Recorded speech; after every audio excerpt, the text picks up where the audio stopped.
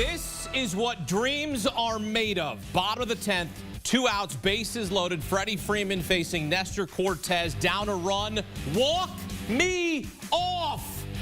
The first walk-off grand slam in World Series history. Wait, what did you just say? Say that again? The first walk-off grand slam in World Series history. You're telling me there's never been one of these ever in the history of the World Series? 120 World Series we've never... No, it just happened. We just saw something we've never seen before. A dream World Series, a nightmare for the Yankees in Game 1. Oh my goodness, what a game. Sign me up for 6 more of those. 6-3 the final. The homer hits the over. How about that? Freddie Freeman nursing a badly sprained right ankle and plays the role of hero. A former MVP, won a World Series with the Braves in 2021, now looking to lead the Dodgers to a World Series title here in 2024. Wow! Holy smokes! Game 1 of the World Series. Are you kidding me? David Samson, Bobby Valentine, and 2013 World Series champ Will Middlebrooks, Will in the wall. David, I'm going to go to you first. Holy smokes, your reaction is what? What is Nestor doing on the mound? We're talking here. We're watching the game. When he's added to the roster, I'm expecting him to be there for length and as a backup plan, but they actually went to him, and guess what happened, Bobby and Will? It was game over. Nestor Cortes, first time pitching in a month in the 10th inning. They deserve it with the way they played. Well, David, he was well rested, and he only threw 2 pitches. So Two pitches. He got Ohtani out. And the 4 for intentional walk. You know, what are you going to do? He got Ohtani out on 1 pitch. He's not tired. They didn't overuse him. Oh my goodness. that, David, was bonkers. That was, Will, that was bonkers. Was that not bonkers? Absolutely insane. I mean, this absolutely is what we wanted in Game 1. It's what we want for 7 games. But when you have 2 teams that are this evenly matched, it comes down to pure execution, and that's not just players. What David just said, it comes down to managers too, because why is Nestor Cortes in that game at all? I thought he was warming up to come in if the game got tied to cover a couple innings and extras. That should have been Tim Hill on the mound facing those lefties. He's had success in the postseason. Nestor hasn't pitched in over a month, and you put him in that spot. Bobby, what are we doing? Why not go to Tim Hill there? Well, all I can tell you is that Will learned to second-guess managers like that when he played for me in Boston, you know. And he's good. He's exactly right. That's all I can tell you. But I thought it was Hill's spot in the game. There had to be a lot of 5-day meetings where they saw Nestor throwing in the bullpen, and the guns were on him, and all the nonsense was there. And they said, he's ready, and he'll be ready for Ohtani. So don't worry about it, because he's got big game guts. All that stuff went right down the drain, too. But he's rested for tomorrow if they need him. I mean, that is incredible that they went to Nestor Cortes. We talked about how he said he would trade an injury for a ring. Well, he just gave up a grand slam, the first walk-off grand slam in World Series history. Bobby, we're going to second-guess not only Aaron Boone for the decision there, but also you talked about this pregame, the defense. Think about all the mistakes that were made in this game.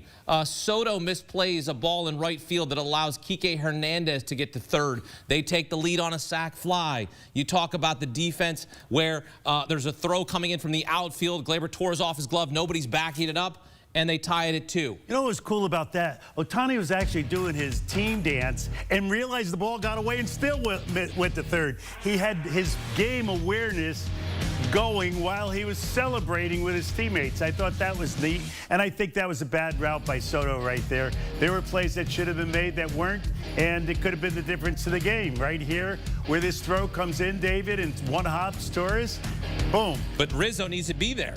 Well, he should be walking behind. So let's see. He should be trailing the runner, and he wasn't. Yeah, and it's frustrating. Yeah, maybe the pitcher. You got to be in the right position there. And I don't think the first baseman gets that ball. Will, he's got to be there. Will, you as an infielder, you know that's his ball to be there. 100%. You know, we talk about, David, we talked about this yesterday. The little things might not win you games, but they can lose you games. And in that situation, there's a lot to unpack. It's a short hop. You know there's not a play behind you as an infielder. You don't try to just glove swipe, pick that, square it up, take it off the chest. There's no play at second base.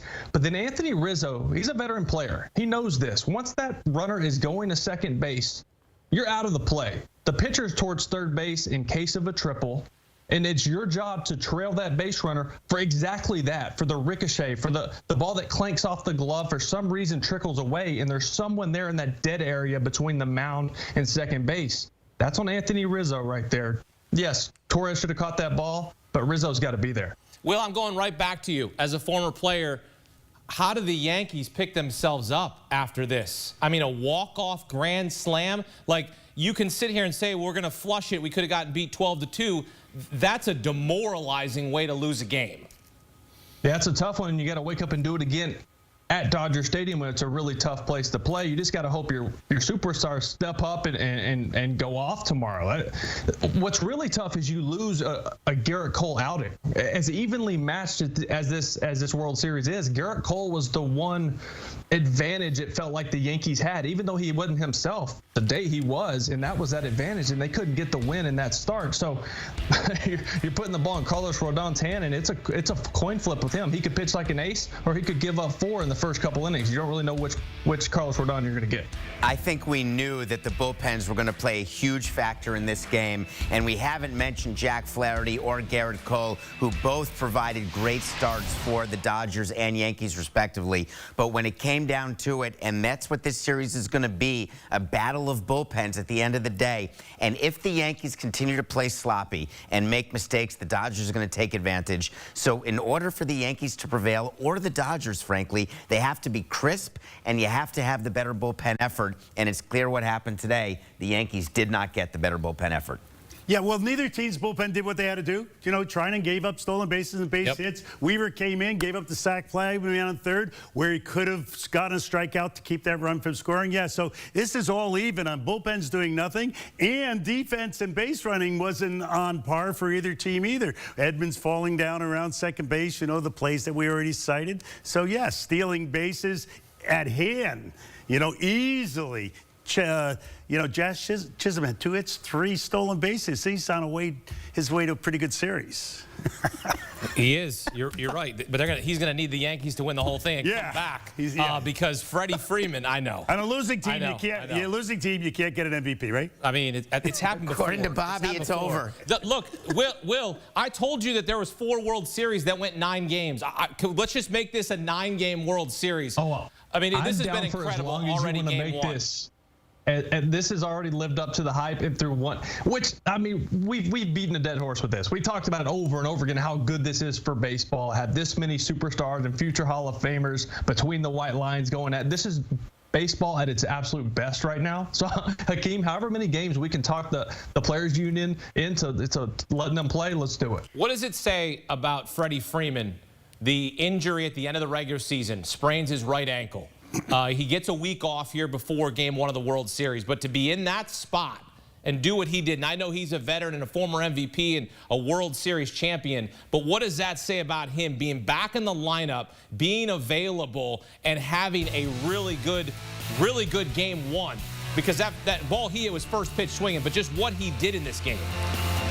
Yeah, my guy Jonathan Papelbon said the best ability is availability. So even him and his 70% or whatever it was over the last series, it was good to still have him in there in the box. He went 1 for 16 before that coming into this series, you know, and watching his swing, and it's his right ankle. So that's the one. And when he swings, he kind of rolls over on his front side a lot on that front ankle, and I'm sure that has been killing him. So those 5 days they had off to rest that, and I'm sure they had already put a cortisone shot in it before that, but that enabled him to just rest it, let that medicine set into that joint and get better. The 5 days was huge because, I mean, he hit a triple also early in the game. I know that feels like it was a week ago because we have so much to unpack through the extra inning ball game we just watched, but look, this lineup's a gauntlet, right? You have Shohei in the 2-hole, and then or leading off, and then you have another MVP, Mookie Betts. Oh, and by the way, there's a third one waiting just in case you get to him. And it's just like you've got to run out of gas as a pitching staff looking at these guys. Yeah, Freeman into third on the Verdugo mistake there.